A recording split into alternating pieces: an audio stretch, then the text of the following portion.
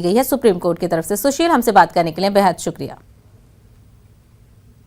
आगे बढ़ेंगे। सीएम योगी आदित्यनाथ आज फिर सैलाब मुतासरा इलाकों का दौरा करेंगे। यूपी में बलरामपुर, सिद्धार्थनगर, गोरखपुर में सैलाब मुतासरा इलाकों का दौरा करेंगे और हालात का जायजा लेंगे। इसके अलावा मुतासरीन की मदद भी करेंगे योगी आदित्यनाथ। इससे पहले भी सीएम योगी आदित्यनाथ ने सैलाब मुतासरा इलाकों का दौरा किया था।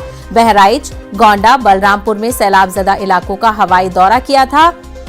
जाविर जरूरतमंदों तक इमदाद बहम पहुंचाई थी। वाज़ेह रहे कि यूपी के इन सैलाबजदा इलाकों के जायजे के लिए सीएम योगी ने अफसरान को मुकर्रर किया है। 75 अजला में 75 अफसरान मुकर्रर किए गए हैं जो वहां की ताजा सूरत-ए-हाल और इमदादी कार्रवाइयों की ताजा जानकारी पहुंचा रहे हैं।